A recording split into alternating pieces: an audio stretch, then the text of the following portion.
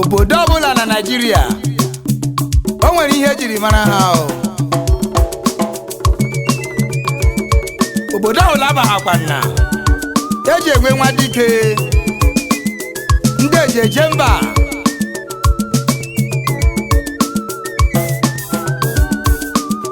ọ bụ ihe Chineke jiri gọzie obodo Eshamuru nwa dike ọ bụ eshamuru ibe ya o manụkwa kpọrọ nwa dike ọ kwa nga mụrụ ya Eshamuru nwa dike ọ kwa eshamuru ibe ya o manụkwa kpọrọ nwa dike ọ kwa nga mụrụ ya onye sagba ngajara ya mma ya chatuduma na ahụ ya ọkwa na anya darịrị ishikula ala ekworo aja Eshamuru dike brother ma ọ bụ ndị eshamuru ibe ya Eshamuru nwa dike na Lowere eshamuru ibe ya o ya bụrụ na Abia steeti ye eshamuru dike eshamuru ibe ya ya bụrụ Imo steeti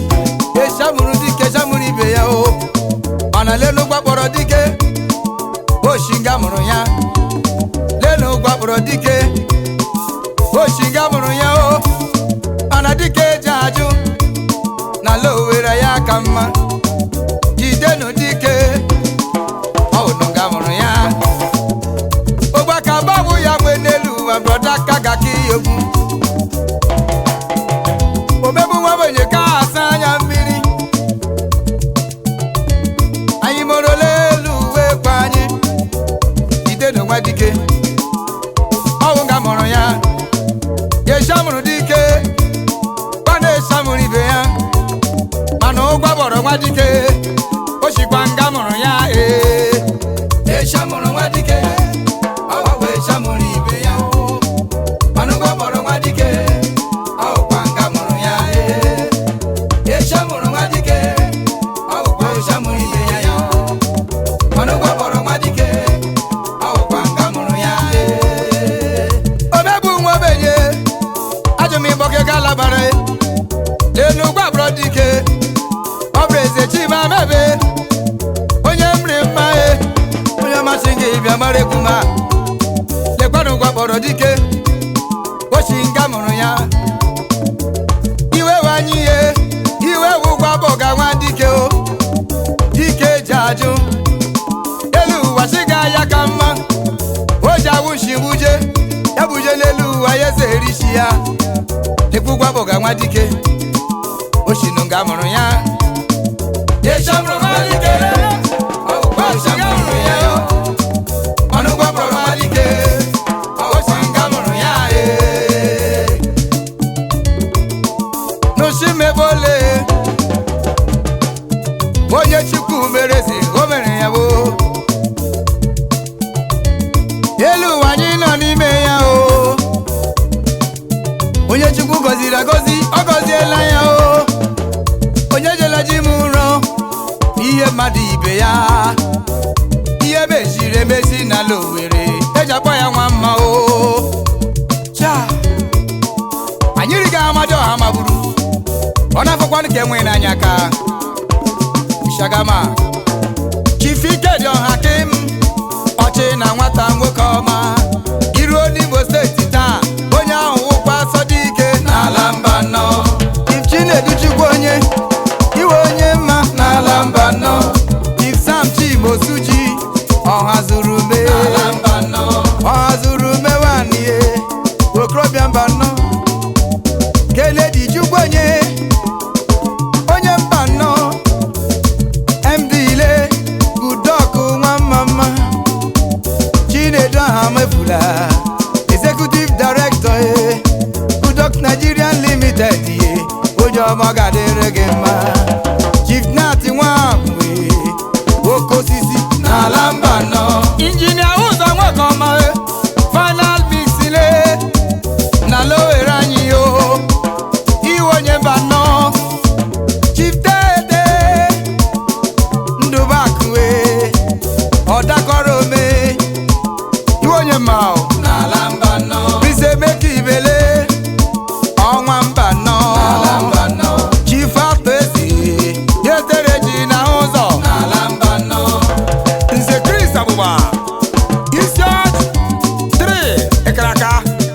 Kele gwara mo Chief Jerry Alaboso Aswaju Lagos Omega from Nanya One of Igbo land Ekraka Iwu kwadike na lamba no Chichasi rele Machilebere one MD CEO Chatham Group Abuja Mr. Obinna Onoha MD CEO Premier Oil Obino 10 Billy Kraka Onye mma na lamba no Chief Emeka Alams MD CEO Siemens Industry Nigeria Limited Odokarobe Iwu onye mma na lamba no Yes, Dr. Festus Odimeku Buruburu one of Asa Ubrielem Ikaraka Yo Chineke si na mmadụ ga-awụ n'elu ụwa ihe ahụ ka onye ahụ ga-awụ Akwa egbuola m ya Chiome mgbe o ji konye oshimma Ejike m ụwa Ejike m ụwa Ejile eme n'ụwa n'ike nụ Onye ejike eme ụwa Ejike m ụwa Ejike m ụwa Onye mekwala ha ụwa n'ike nụ Ejike m ụwa ọchọngwa n'ala ngwa obi ike n'ala n'ike ejile ike m ụwa Ejike m ụwa omegbu nwa onye ọzọle ịkpọdike ga-ala gbara onye jili ike m ụwa Ejike m ụwa Imo steeti le onye jili ike m ụwa Abia steeti le Ejike m ụwa Anambra steeti le Enugu steeti o ọbara eze kwuola ekwuo Ejike m ụwa Ejike m ụwa Ida Ejike m ụwa omenne ejile Wani yọrọ yo Ejike m ụwa eji m ogule eji m ọfọ ụkwa higide ejawa ala ye mana mmiri niile anyị egbu ọfọ nọ Ejike m ụwa onye jiri ike ebe anyị yo ye jiri ike ebe anyị yo ejila eme n'ụwa n'ike Ejike m ụwa ọcha ngwangwa n'ala ngwangwa omenike n'ala n'ike ye jiri ike eme ụwa o Ejike m ụwa ugubala m ihe ya bala nye di m ejila eme n'ụwa n'ike Ejike m ụwa Ejike m ụwa onye bụrụ chi ụzọ ọgbagbu onwe ya n'ọzọ nụ hapụkwa ka Chineke burula ụzọ ihe wedịra gị mma ka mma nọrọ n'ọrụ n'elu ụwa ya wee n'ala ya megbuo ti ya n'aka Chineke gị o Ejike m ụwa n'ihi na chi na-ahụ na nzuzo ọ na-ahụ n'ihe o wee fesacha ya n'aka Chukwu Ejike m ụwa ome mma ga-ahụ mma mee mmejọ ga-ahụ njọ ya o ejila ike ebe Ejike m ụwa Ejike m ụwa Ejike m ụwa Ejile eme n'ahịa ụwa n'ike nụ Ejike m ụwa o ji awapụrụzi onye ọzọ gba ya eme ugwu ọkụ amaghị ụwa mejikwara ekula ndị onye mechi nwa Ishagama onye polisi le Isaiah Nwamadi ịkaraka Da Solomon le Da Solo Nemo okobi udo chele Ejike m ụwa ae Ejike m ụwa Isaiah Nwamadi Ejike m ụwa oje owetale Ejile eme n'ahịa ụwa ya gazie lago Ejike m ụwa nwanne gị m ntị n'olu enwere ihe m na-achọ ịgwa gị ihe a mere ala eko Ejike m ụwa otu nwoke ọ chọrọ ịbụ ụba Ejike m ụwa ya laa n'ụlọ ya nwanne mụrụ ya na ọ ga-eso ya eje eko Ejike m ụwa mama ya wee jụọ ya sị gịnị ka anyị na-eji mee ya sị na ada ya nwaanyị amụọ na nwa o Ejike m ụwa nwaanyị were so ya laba eko mana enwere ihe mere n'ụzọ Ejike m ụwa otu Chineke si arụ ọrụ ya moto ha emebie n'ụzọ oge nyere ya na-agakwa ejike m ụwa ebe ahụ ka ha nọ na-arụ na-ebezinu moto ha oge nyere ya kpọta nne ya oge nyere ya kpọta nne ya wee gaa ọ makwa ihe ọ ga-eme o ya kwa onye chọrọ iji nne ya agwọ ọgwụ ego mgbe oge ahụ gara unu ihe meziri ejike m ụwa ara were bido ebe ahụ gbawa ya ọ bụ onye chọrọ ịbụba n'ike ejike m ụwa ya mere onye mena ya ụwa n'ike onye ọbụla kwụ maka ya ọdụ n'ihi na oge Chineke ka mma ejike m ụwa ejike m ụwa onye mere ụwa n'ike ejike m ụwa ejike m ụwa ejike m ụwa ejile eme na ya ụwa n'ike nụ ejike m ụwa ejike m ụwa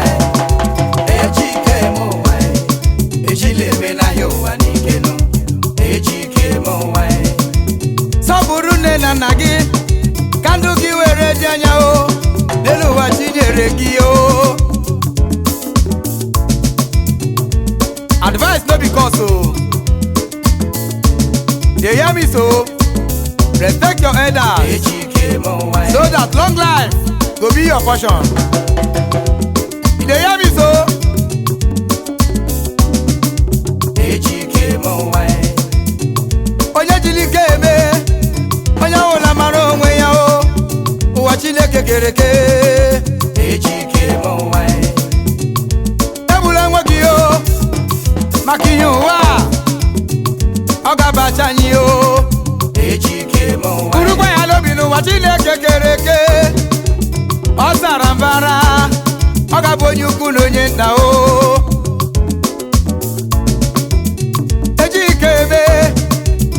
ejike eme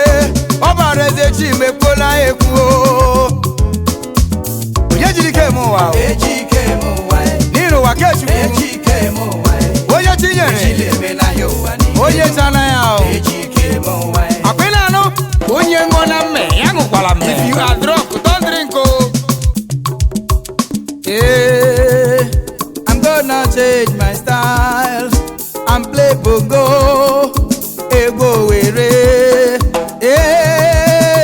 I'm gonna change my style and play bongo were egbo were ndale I'm gonna change my style and play bongo bongo were egbo were egbo ji mara owere I'm gonna bongo change my egbo ji ọmọ style brọdale and play bongo dada egbo in Nigeria today we have so many kind of music everybody dey play their own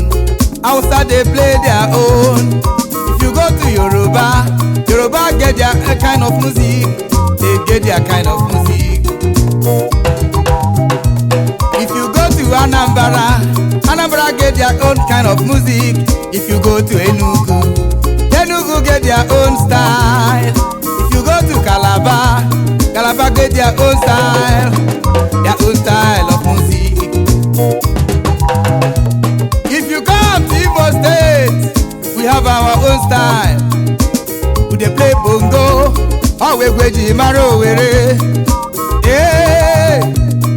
I'm gonna change my style and play bongo Owerri egbo Owerri ọkụ ị nọ n'olu m I'm gonna change my style and play bongo and play bongo egbo bongo egbo Owerri anyị dame I'm gonna egwu change my ejiri mara Owerri style bongo and play bongo bongo Sinetọ Chukwumerije ịnọkwa n'Abuja ọnụ ụlọ ekwuru Igbo niile onye ọma nọ n'Abuja o Chief Tony Chukwu ezi nwoke ọma enweghị ihe karịrị Chukwu n'ala Igbo iwe onye mma ekele Chief Ernest Ibejakọ ezi nwanne m Ernest Ibejakọ nwoke ọma ọdụmejechi eze Chenje onye mma meje m ọnụ makwa nọ n'Abuja asị mbe ekele nna m ukwu nwanne ekele I'm gonna change I'm gonna change my name and play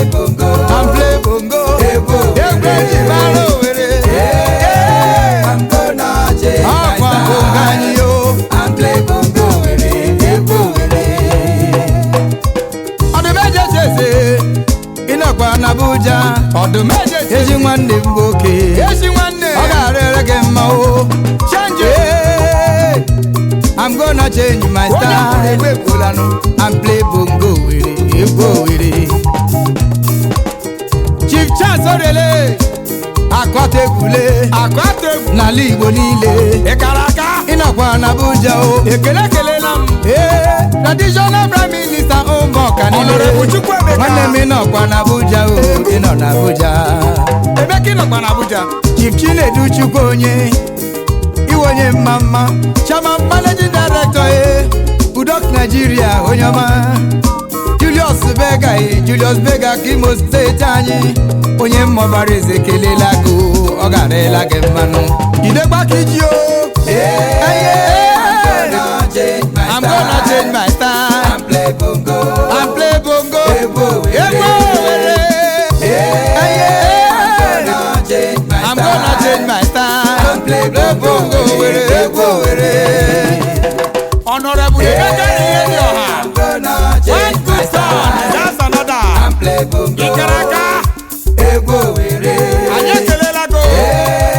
ịnọkwa na Abuja ezi nwanne agaziela go o ji ahụ nkịta ọkpụkpụ ahụ ya rụọ n'onwe ya ụyọ ya ji otu adara jee biri Shagama etere ụba etere azụ chi akọrịma na egwu bongo were chiaje onye ama agba ya lere ibe ya anya ukwu Dr. Ike Azọrọ Pharmacist na America iwukwa nwanne o agụdire ọbụlete ekele kwela gị Dadiksi na-ekele ịnọkwa na America Prince Dis ekelela m ụmụnne m ndị nọ na America chi ya gaziela nwo man is God to man ya wụ na mmanụ ibe mmanụ ụkwachi ya Baba Jime onye ọbụla mmadụ chikwa n'aka ya wụrụ mmadụ ọ bụ onye ahụ ka ọ ga-akpọ nwanne ya Okenze Godwin Uche Okorafọ Okenze one of Obike Ejinwa Okenze gburugburu of Obike Court area ịgadie Okenze Karaka Dike dị ọha mma one of Ngọbala ọpụta obie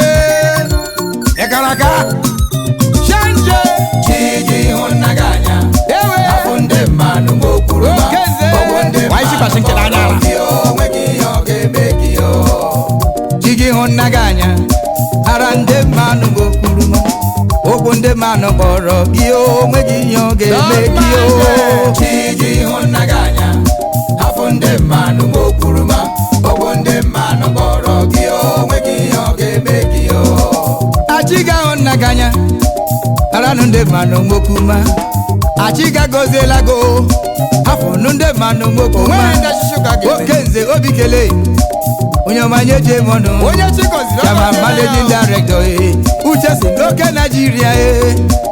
Enterprises Nigeria Limited onye ọma garịla gị mma Chairman Managing Director onye nwanye gwucha na o Godilo Concept Nigeria Limited iwe onye mma shogarịla gị mma onye ọmanye eje mọnụ onye na-enye mmadụ ka chi na-enyenụ onye ọ ga-adịrị mma o Chineke agọziela gị Chairman Managing Director n'ihi na ngozi ga-adịrị ndị na-enye enye Chi Uche Sinle Petroleum nwoke ọma and Gas Limited iwe onye mma mma Okorobịa Imo Steeti Chairman Managing Director Chandara ịnọ n'Eko Hotels and Suites Okenze gburugburu iwe onye mma onye mma bụ ebe ebuolanụ iwe onye Obike mana ị nọ n'ala Eko Lagos Chineke hụrụ gị anya bịa nye gị ụmụ nri mma o bịa nye gị ụmụ nri mma 6 children Chineke jiri nwaanyị ọma rị mmale bịa gọzie gị ọ dịkwara izi Okenze nwoke ọma ibuola Edith Okorafọ iwe onye mma mma lọlọ Edith Okorafọ Mama Asanja ugo di ya ugo tinyere di ya le ọfụ ngọkpala le iwe onye mma mmanụ ọ garịrị gị mma Chief Mrs. Ngozi Ozodieme igolo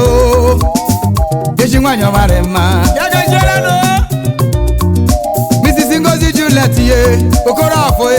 igolo ọ garela gị mma igolo wa n'ọfọ Obike gaa n'iru Obike kọta eri ya na ngọbalale Imo steeti ye Heartland gburugburu nwoke ọma Chineke hụrụ gị anya o Chineke goziela gị God loves you gozi akara aka gị ọganihu go ya na-aga silili welele nwoke ọma welele orija wele importer and exporter ọ garela gị mma ọ garela gị mma omiri ukwu mana chi gị hụ nna gị anya afọ nnu ndị mmanụ moshima ndị shimshim ụkwụ ndị mmanụ kpọga gị o wee ya ọ ga-eme gị o chi gị hụ nna gị anya ndị ale afọ ndị mmanụ ezi nwoke ọma ụkwụ ndị mmanụ ụkwụ ndị mmanụ kpọrọ in the world of business Okenze Godwin Uche Okorafor Okenze one of Obike Okenze gburugburu of Obike court area Ike dị ọha mma one of Ngobala ọpụta obie you are the chairman managing director Uchesin Nigeria Limited chairman managing director Godido Concept Nigeria Limited a household name in West Coast. Also, you are the chairman managing director G. Uchesin Petroleum and Gas Limited and chairman managing director Chandara Hotels and Chineke goziela gị Okenze gburugburu Ekaraka Okenze Obike